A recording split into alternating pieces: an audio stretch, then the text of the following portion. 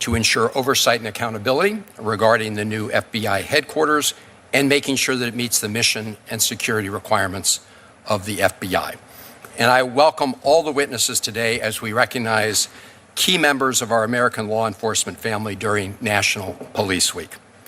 I look forward to hearing about the various budget requests, but we should acknowledge that we are not gathered here at this hearing at a normal time, because what we are learning about what's happening at the FBI is anything but normal. Director Patel, as you ask for more taxpayer resources, we cannot look away from the credible, extremely troubling reports about your misconduct at the FBI.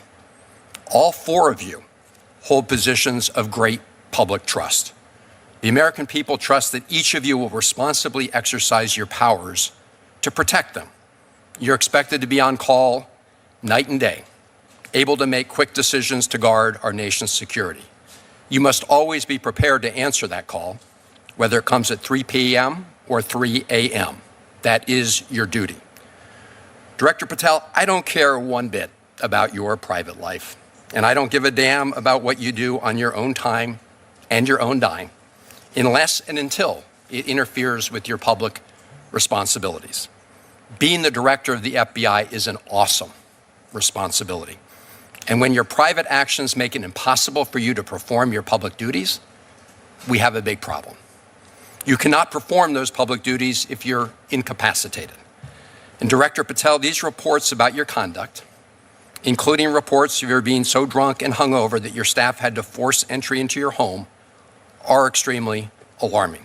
If true, they demonstrate a gross dereliction of your duty and a betrayal of public trust. I cannot imagine ever having to worry about former FBI directors Wray or Mueller spending multiple weekends drinking heavily at the Poodle Room in Las Vegas. Now, I understand that you've denied these reports, and you will have a chance today here to challenge them. But the problem with your leadership does not end there. We're also witnessing a litany of other abuses. Political firings of trusted career agents whose only fault was following the facts and the law. That includes the firing of agents and staff from a special counterintelligence unit that monitored threats from Iran. Weaponizing the FBI to seek political revenge on former FBI Director James Comey and others. Using FBI investigative resources to go after journalists who write stories that you don't like. And just this morning, we learned more details about your firing of Brian Driscoll, a decorated FBI special agent with nearly 2 decades of experience. He claims in an interview that you made clear that his failure at the FBI was tied to, that his future at the FBI was tied to his political allegiance to Donald Trump. So you're asking for more resources at a time that you're misspending valuable resources on political revenge instead of focusing on defending our national security. I'm pleased, as the chairman said, that all of your agencies noticed our bipartisan opposition to the deep cuts from last year and have presented more robust plans this year. There are still major gaps to be addressed. One notable example among the DOJ programs is the elimination of the organized crime drug enforcement task forces. As I understand it, DEA was oddly sidelined in this process.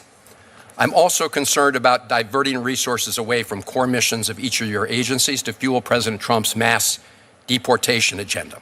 Trump told us he was going after the, quote, worst of the worst who posed a danger to our communities. That would be fine. But if you look at the Department of Homeland Security's own data, overwhelmingly the people being targeted and locked up pose no risk to public safety. So when you divert resources away from fighting serious violent crime to locking people up who mostly don't pose a risk to public safety, you're making us less, not more safe.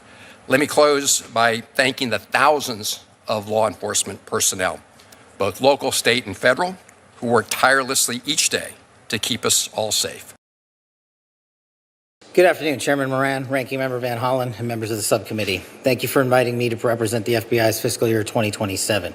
It's an honor to represent the 36,000 men and women of the FBI that serve around the country and around the world, especially during Police Week. Director, would you pull the mic closer, please? Of course. Thank you.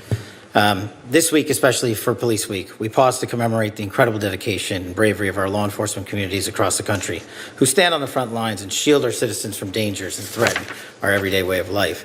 Every day, the FBI safeguards our nation's safety and security with our law enforcement partners. To achieve our no-fail mission, we fully support the President's budget proposal for the FBI for $12.53 billion to get us right-sized. Before getting into specifics, I'd like to highlight that the importance of the FBI mission is never more important than at this critical time, especially during the recent violent attacks during the White House Correspondents' Dinner, which all too many of us were there. I was proud that the FBI within moments immediately jumped into action, launched a bi-coastal investigation, launched fixed-wing and rotary assets and men and women in evidence response teams, bond technicians, and interviews.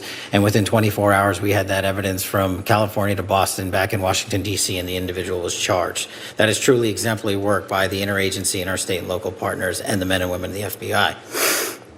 Thanks to the brilliant personnel at the FBI, this year has been truly historic in the reduction of crime. It has been a record-breaking year. We have seen in 2025 alone a historic 20-point decline in the nation's murder rate. We also saw 44,000 violent offenders arrested by this FBI last year alone. To put that in perspective, that's twice as many violent offenders arrested in all of 2024. The FBI seized more than 2,200 kilograms of fentanyl last year. That's a 31% increase from 2024. That's enough to kill 180 million Americans across this country. The FBI arrested 8 of our top 10 most wanted fugitives in just 14 months. To put that in perspective, that's double the number of the entirety of the prior administration.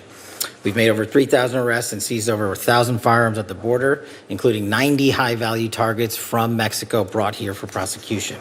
And through our leadership in the Homeland Security Task Force and the interagency, a 6-week effort led by the HSTFs contributed to 400 operations, 32 federal agents working it, and 91 metric tons of drugs were seized. We've also seen unprecedented progress in protecting our most vulnerable, our children. In 2025, we located more than 6,300 missing kids. That's a 30% increase from 2024. And we arrested more than 2,000 child predators and human traffickers in 2025. That's a 17% increase from 2024. We also wiped out 4 million pedophile accounts off the dark web entirely. And we also focused in on the 764 network, those who especially target our youth and are vulnerable online. And we saw a 500% increase in the arrest of the NVE community. In terms of national security, we've been equally aggressive on that front as well, on the counterterrorism side, on the domestic and homegrown violent extremist side.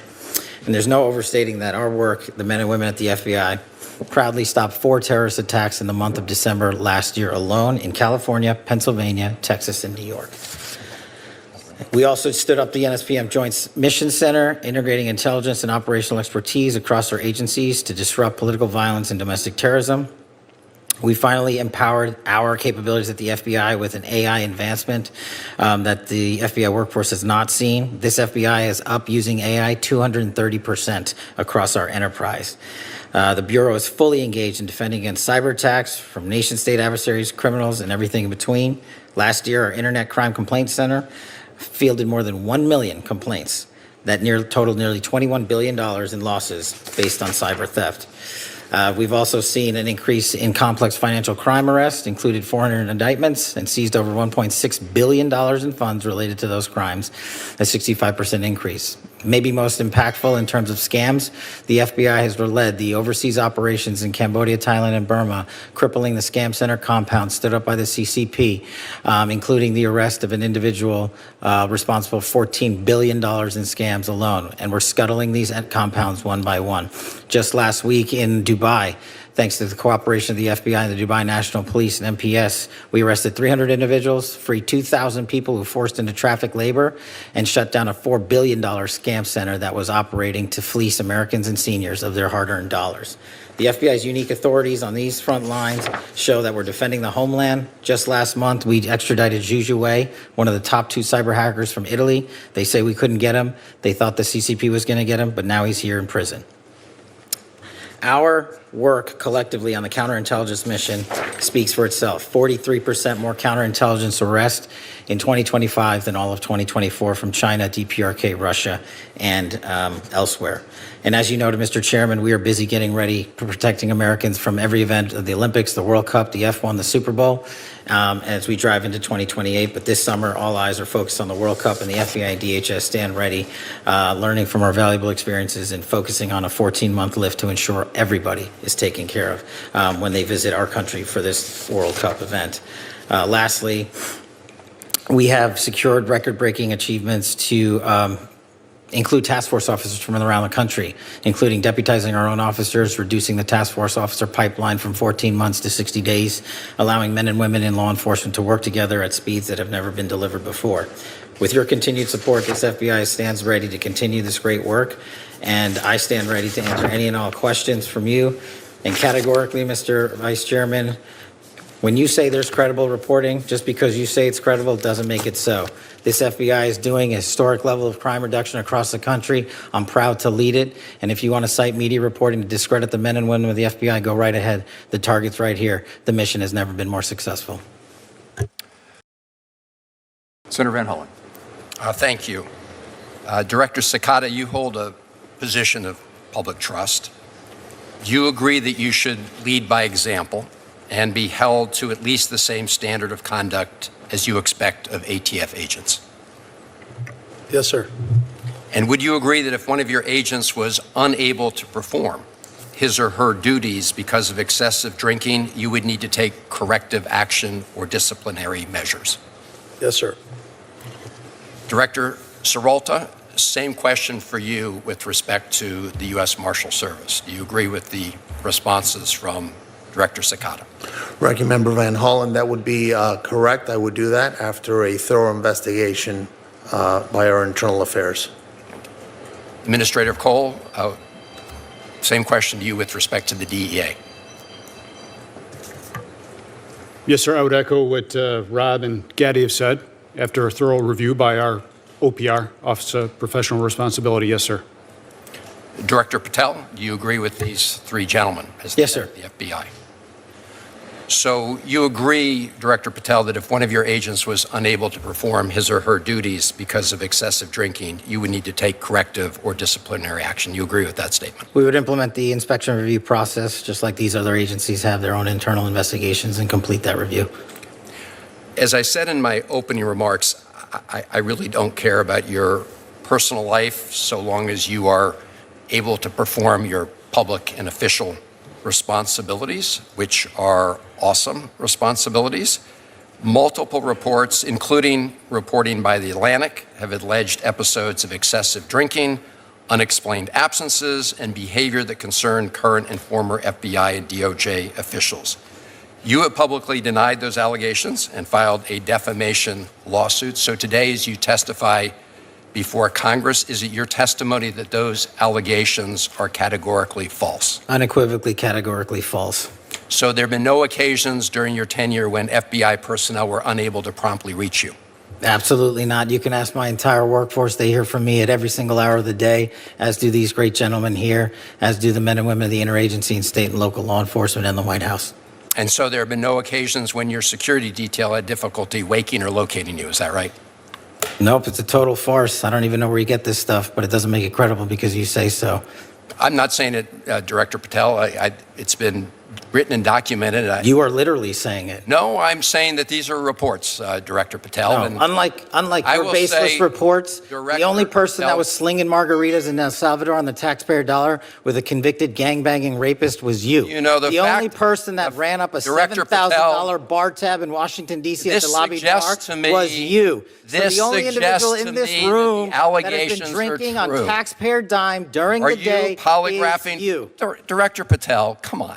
These are serious allegations that were made against you. The They're in a allegations lawsuit are that false. you filed. You drinking margaritas with a gangbanger actually, is true and on it video. just goes to show you don't- running a this $7,000 goes- bar tab at the lobby bar Director Patel, has been filed by your own this office. goes to show- drink during the day. That's Chairman- you. Mr. This is Chairman- the ultimate example of hypocrisy. Chairman- I will not be tarnished by baseless allegations let and me ask fraudulent the statements questions. from the media. The fact that you mentioned that indicates you don't know what you are talking about. Now, here, Director The only thing I Patel- know is you're the one drinking margaritas with felons. Actually, that's a false statement, and I'm asking you about your statements. I've answered that. And I'm asking you about a particular report. And It's not a your report. testimony is, so let me ask you this. Are you willing to take the test, that it's called the audit test, that members of our active duty military and others take to determine whether they have a drinking problem? I'll take any test